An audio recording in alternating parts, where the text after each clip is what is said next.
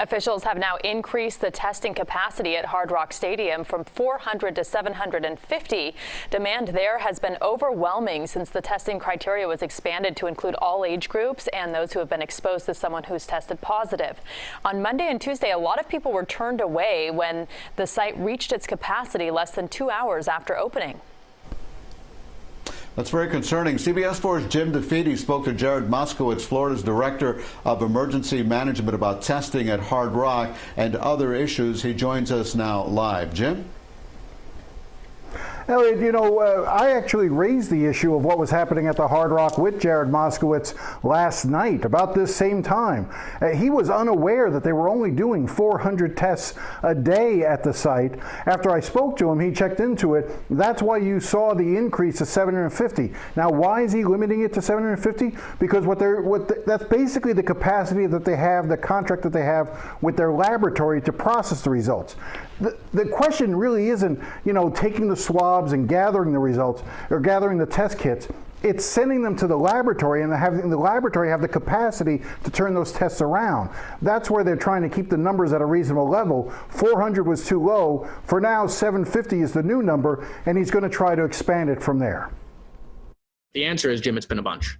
Okay, I mean, let's be honest. There's a lot of facilities that have had either a nursing home patient, someone who lives there that's positive, or a staff member that's positive. And we should also be honest, that trend is going to continue. Okay, this is something that is happening nationally. And it is a trend that's going to continue, even though these facilities are locked down, even though these facilities have no visitors, even though their staff is being screened, even though the vendors are being screened. We know that there are people who are asymptomatic and as a result can pass all the screenings. And so, even with PPE, sometimes there are things that are happen. There is no such thing as, these things are airtight. And so, we've been sending the PPE down to the front lines. We've been sending that to the nursing homes. 2.8 million masks have gone to these facilities, and we'll continue to obviously look at the mission requests that come in, and we're going to continue to push stuff down to the county level. And we're going to try to increase our Sentinel program, which is basically what we're doing with the Guard, which is to go into these facilities and test people. That data is extremely important, because what you do is you want to find out even before there's an issue that we read about in the newspaper. What we want to find out is, what is the problem in these nursing homes? So we're going into nursing homes, by the way, that don't just have a positive case. We're going into other nursing homes to find out what is the situation in that nursing home. So obviously this is the issue of nursing homes. What I had asked him, the question that started that, was to ask him about, how many actual nursing homes have tested positive for either employees or residents there. We know that in the aggregate, more than 1,200 people who are in nursing homes and ALFs have tested positive, but the state refuses to identify the names of those nursing homes so that information can be shared with the public. I also asked a simple question, just how many nursing homes? Again, you've got more than 3,000 of these facilities around the state of Florida between nursing homes and ALFs. Can you just give me a number? And that's when he said he doesn't know, it's a bunch. Now, in fairness to Jared Moskowitz, obviously this is not his area. He's the emergency management director. That falls under Mary Mayhew, who's head of the Agency for Healthcare Administration. But even all day long, we've been trying to just find out, forget about identifying the nursing homes, just find out how many nursing homes have had someone test positive inside and couldn't get that answer. Now, I followed up with him by one of the things he talked about is this program where he's sending folks into the nursing homes to do testing. And right now, they've got a program to put in about 500 tests a day at nursing homes.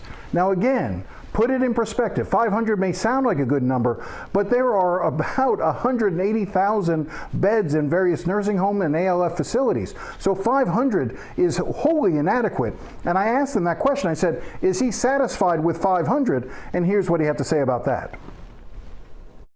Look, is 500 adequate? No. I mean, no, everyone would like to test as many people as we possibly humanly can. Right now, that's limited by the national infrastructure. So look, we've just launched this program at 500 a day. Does that mean 2 weeks from now we'll be at 500 a day? No, I fully expect that the program is going to continue to increase.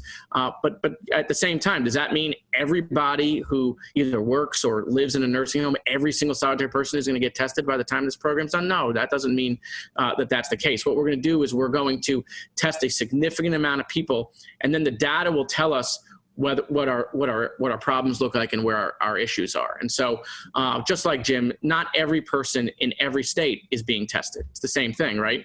We're focusing on people who are either symptomatic or have been around someone with COVID-19. And so that's where the program is starting in these nursing homes and these ALFs. But then we're going to continue to expand to test people who show no symptoms to give us an idea of what is going on in these nursing homes. And by the way, I'm not aware that any other state is doing the sort of testing that we're doing, where we're literally going in with the National Guard into these facilities and swabbing people so that we can get this vital information. I mean, this is about saving lives, right? This is about identifying the problem. And that's why we pushed down all this life-saving PPE to the front lines. I mean, we are doing and bringing these resources to the table and being aggressive.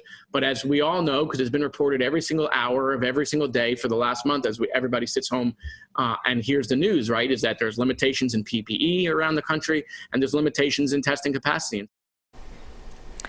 All right. So this issue of testing is key, that's for sure. You have to try to do testing not only in the nursing homes, but in the general population. If we want to reopen society, testing is going to be the key. The president says we have great tests, perfect tests, plenty of tests. We're not seeing that out in the field. And so many people with relatives in those facilities wanting to know what's awaiting them. Jim, thank you so much.